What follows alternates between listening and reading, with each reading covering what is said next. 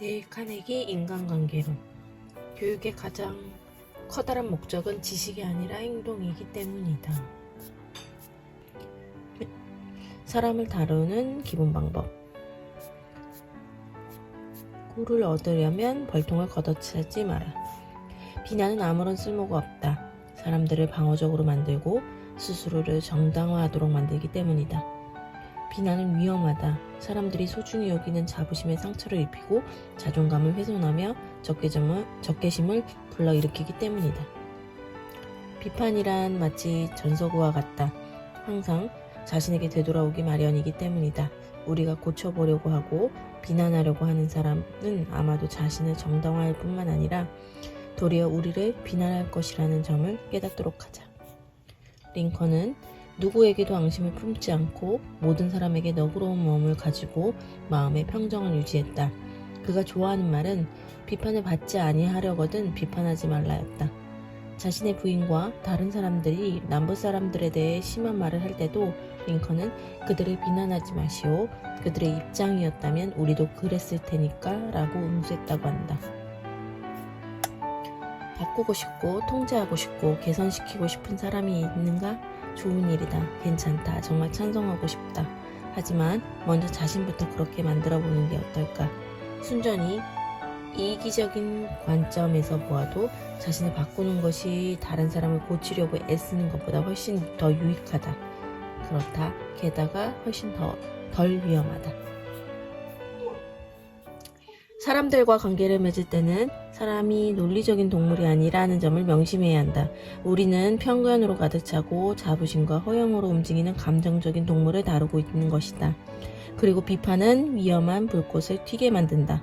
이 불꽃은 자부심이라는 화약을 폭발하게 만들고 그 폭발은 때로 죽음을 앞당기기도 한다. 바보라도 비판하고 비난하고 불평하는 정도는 할 수 있다.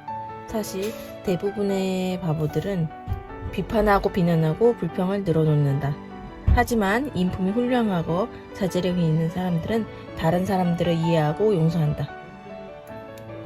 사람들을 비난하는 대신 이해하려고 노력해보자. 왜 그 사람들이 이런 일을 했는지 이해하려고 애써보자. 비판보다는 훨씬 더 도움되고 재미있을 것이다.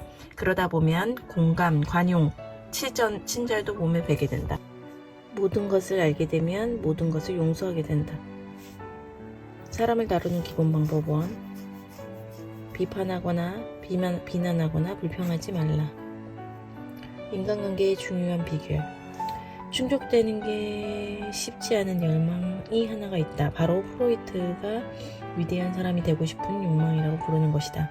바로 듀이가 중요한 사람이 되고픈 욕망이라고 부르는 것이다.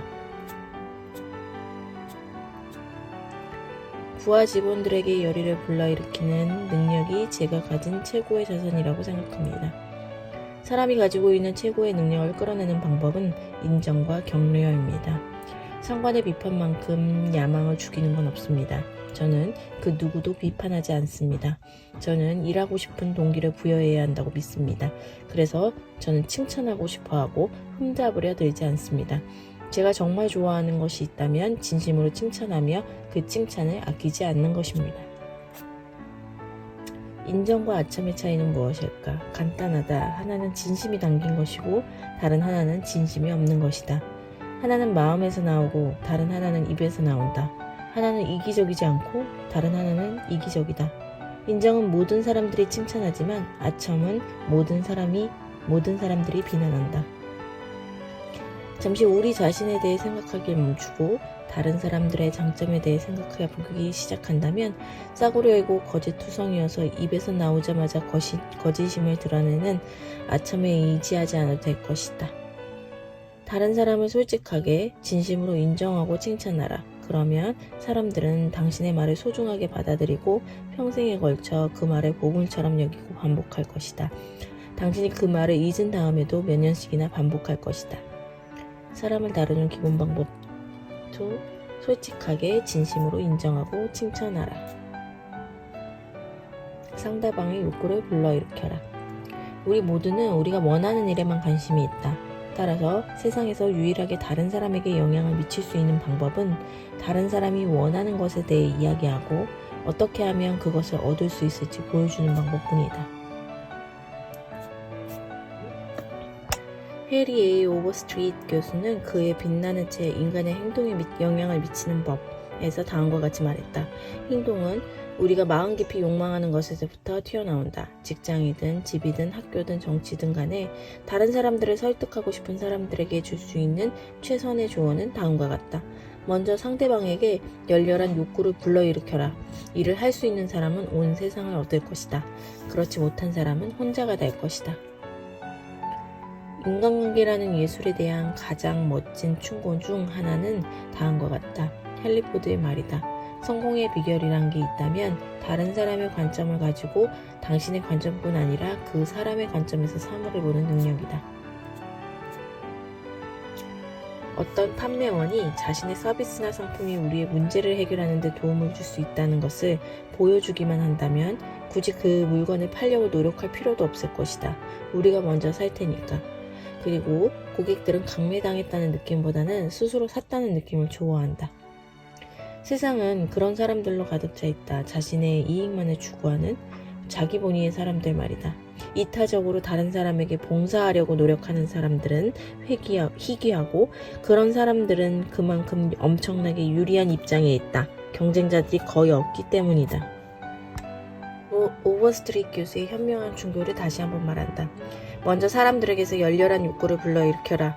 이를 할 수 있는 사람은 세상을 갖게 될 것이다. 그렇지 못한 사람은 혼자일 것이다.